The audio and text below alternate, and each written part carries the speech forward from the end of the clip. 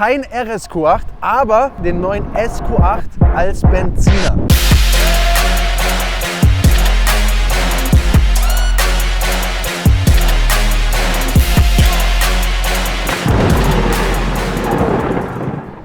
So, der Barista Daniel, ey.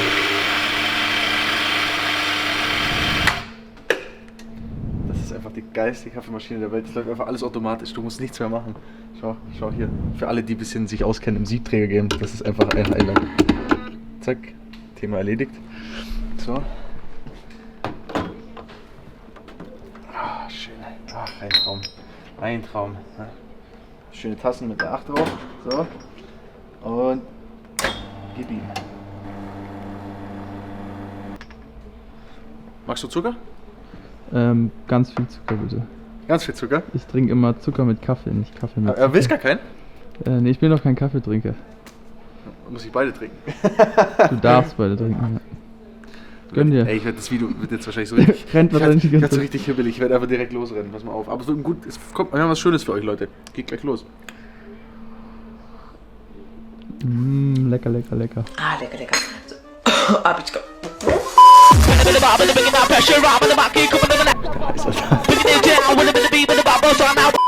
Leute, das macht er jedes Mal von dem Dreh, weil sonst hat er keine Kraft dafür. Vor jedem Video einmal richtig Espresso reinscheppern. So, jetzt geht die Party ab. Das ist auch ein richtig geiles Spec RSQ8R, Leute. Der hat rote Felgenumrandung, ne? Das war ja mal eine Zeit lang war das richtig trendy. Sowohl bei Zweirad als auch bei Vierrad. Ist ein bisschen wieder weggegangen, aber jedes Mal, wenn ich es sehe, finde ich es wieder mega. Schwarzer RSQ8R. Ist meiner Meinung nach auch einer meiner Favorites hier. Ja, ne? Finde ich auch. Grün kommt zwar geil, ja, aber das kommt schon böse schwarz, mit dem roten Akzenten. Das ist richtig geil. Aber wir haben was fast Ähnliches. Wir haben sogar was schneller sein sollte als ein RSQ8, Leute. Gehen wir raus. So, Leute. Wir haben aber trotzdem auch was richtig Brachiales heute am Start.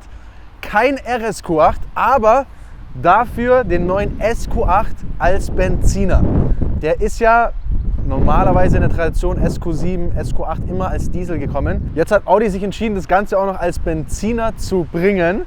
Und das ist für uns als Tuner auf jeden Fall eine sehr gute Sache, würde ich mal sagen. Ne? Weil, ich sag mal, leistungstechnisch war ja der SQ8 immer deutlich entfernt vom RSQ8, was die PS-Zahl angeht.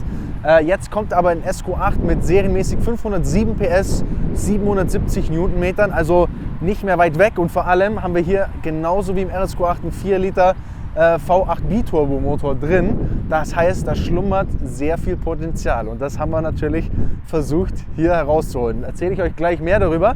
Wir können aber, glaube ich, erstmal auch noch ein bisschen über die Optik sprechen, weil das ist keine Serienoptik, was wir hier haben. Ne? Diese Frontschürze, die ihr seht, das ist von uns, genauso wie hier der Teil. Also das sind wir rangegangen, das kennt ihr vielleicht auch schon vom Q8.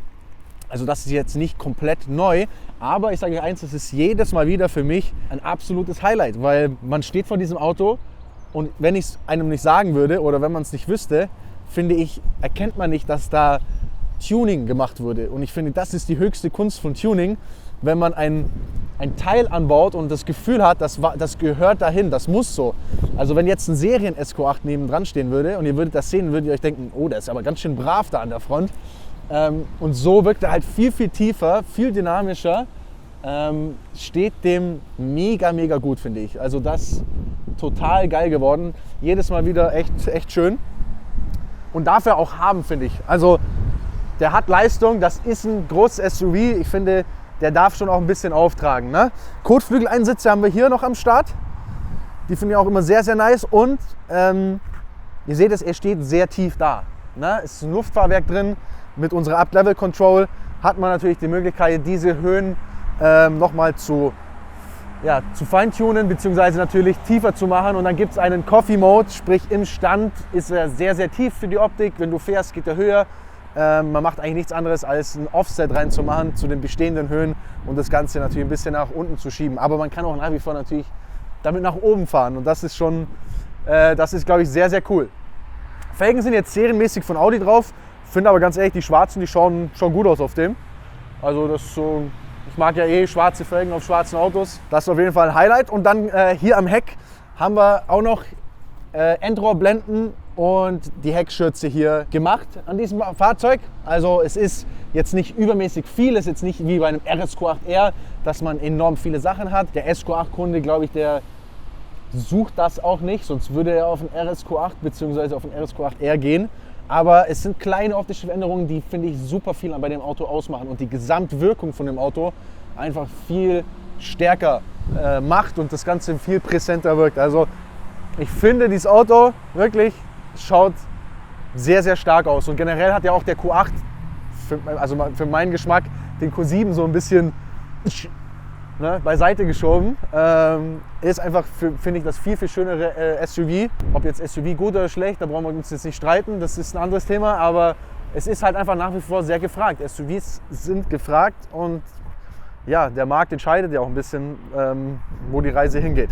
So, jetzt würde ich sagen, bevor wir losfahren, würde ich sagen, hauen wir mal ein paar geile Bilder rein. Ne?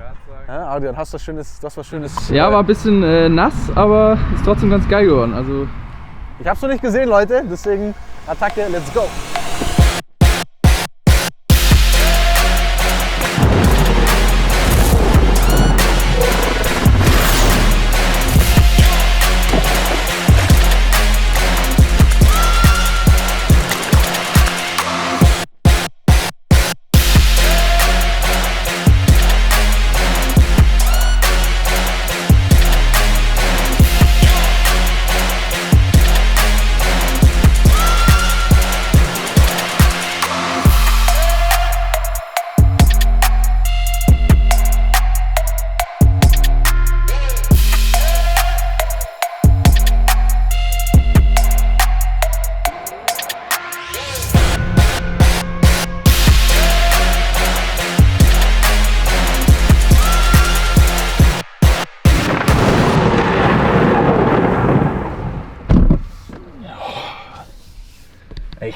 Das Feeling hatte ich schon ganz lange nicht mehr, dieses SUV-Feeling.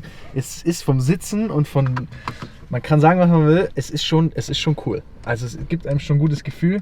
Ich bin ja lange Zeit den Q8 gefahren, oder ein Jahr lang besser gesagt. Aber das habe ich fast schon wieder ein bisschen vergessen. Hier drin, Innenraum, Leute, ist bei fast allen Audis mittlerweile gleich, muss man sagen. Das Gute daran ist, man weiß, was man kriegt, und das ist ein sehr, sehr schöner Innenraum, sehr hochwertig. Das Schlechte daran ist, dass halt so ein bisschen das Individuelle zwischen den Modellen fehlt.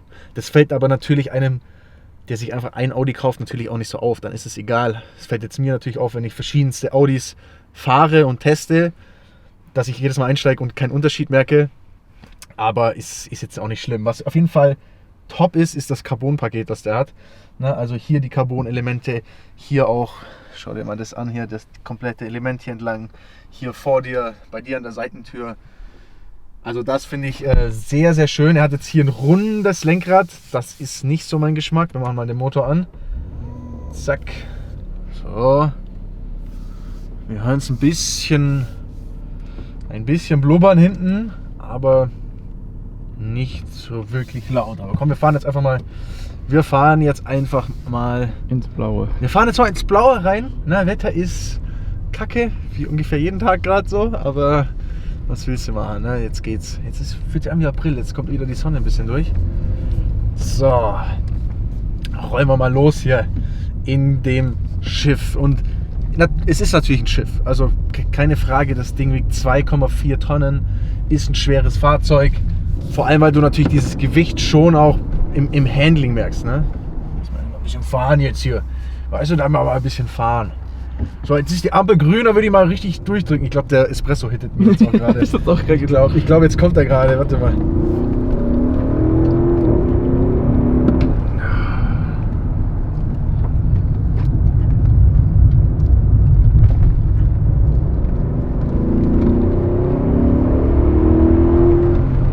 Ist schon kräftig auf jeden Fall. Da ist schon Kraft vorhanden, sage ich dir. Du. Schau mal, machen wir mal eine kleine Durchbeschleunigung hier.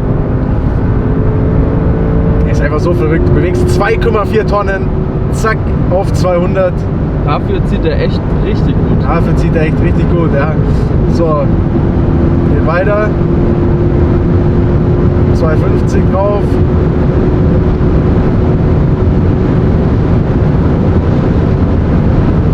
So, 270. Ja, es ist nass. Wir brauchen jetzt hier nicht. Heute brauchen wir keinen Topspeed-Run machen. Vor allem im SUV, glaube ich, muss man das jetzt nicht unbedingt durchballern. Aber ich glaube, wichtig schon zu sagen, wir haben natürlich jetzt die Optik besprochen. Aber am Motor ist natürlich auch was gemacht, beziehungsweise unser Zusatzsteuergerät ist drin. Und da dieser Motor ja viel Luft hat, ist das Schöne, dass wir jetzt nicht mehr 507 PS, sondern 650 PS und von 770 Newtonmeter auf 850 Newtonmeter sind. Das heißt de facto, wir liegen mit den Werten über dem RSQ8. Na, also wir haben, und das ist eigentlich das Coole, so war früher auch ganz viel das Tuning, dass du eigentlich immer das Auto, also wir nehmen den A3, du hast den A3 auf S3 Level gesetzt mit dem Tuning oder du hast den S3 auf RS3 gesetzt und das hat sich jetzt nicht mehr, die letzten Jahre war das teilweise nicht mehr so, weil unterschiedliche Motorenkonzepte auch innerhalb dieser Baureihen sind, aber jetzt zum Beispiel, wenn du jetzt wieder einen Benziner SQ8 hast, dann kannst du wieder genau dieses Prinzip anwenden. Du schiebst eigentlich den SQ8 leistungstechnisch über den RSQ8. Und das macht es natürlich dann schon echt interessant und ist natürlich auch mega.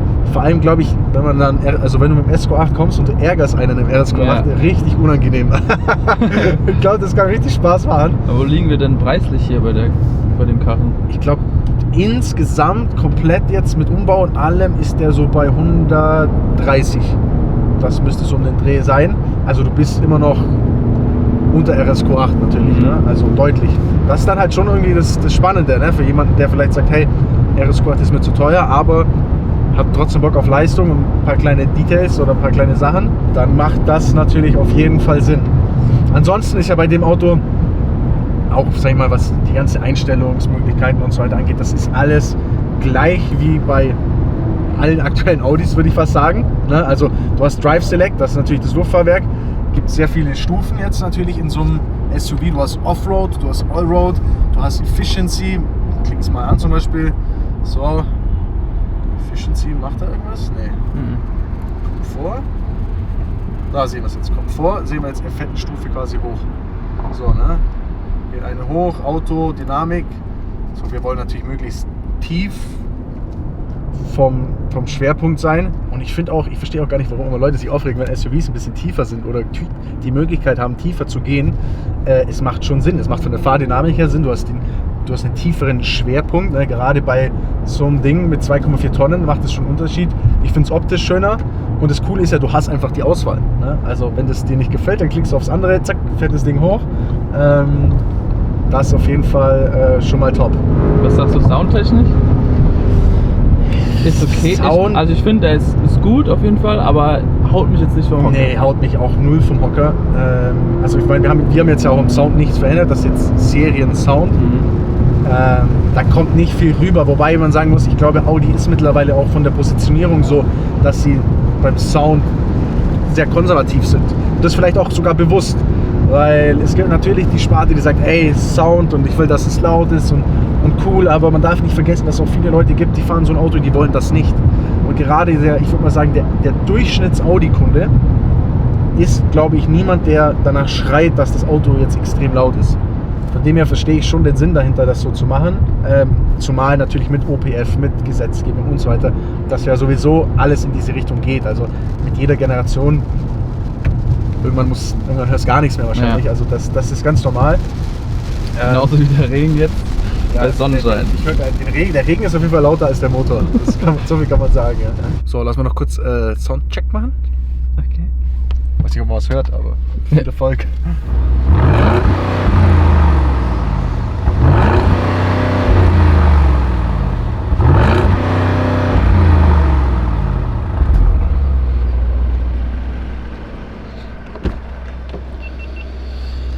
Na? Ja. Also hält sich sehr in Grenzen. Ich dachte es mir fast. Also hier passiert auch nicht so viel.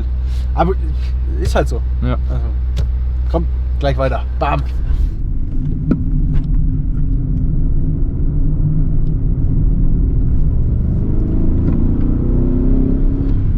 Ich finde so vom Handling her, es fühlt sich natürlich nicht schlecht an, jetzt sag ich mal, für das Gewicht, aber du merkst schon einen Abstrich zum RSQ8. Also das Fahrwerk fühlt sich etwas, sag ich mal, etwas träger an. Es fühlt sich alles ein bisschen nicht ganz so agil an, wie das im RSQ8 der Fall ist. Bremse ist gut.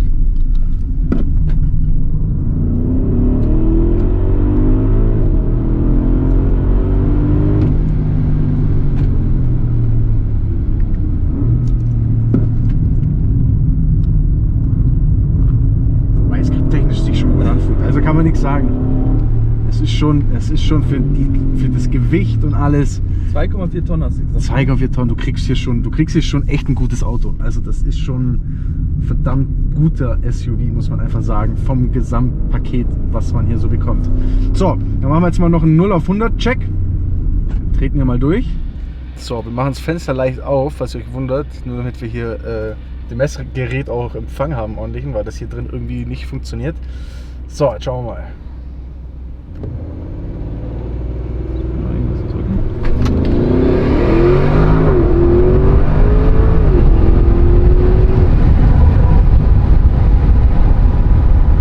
3,87, 0 auf 100. Hier, schauen wir mal rüber.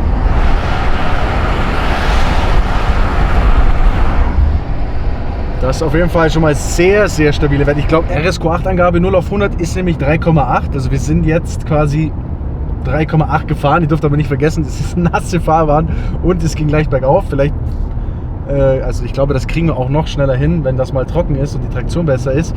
Angabe vom SQ8 sind 4,1, 0 auf 100. Also du kannst hier den RSQ8 auf jeden Fall angreifen, das ist schon mal sehr, sehr nice. So, dann checken wir mal noch 100, 200.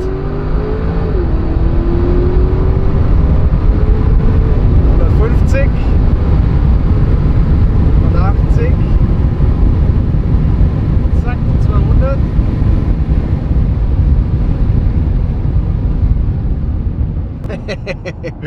Geil. 9,44. Das ist schon geil. Also ich glaube, RSQ8 hat 9,7 um den Dreh, Angabe.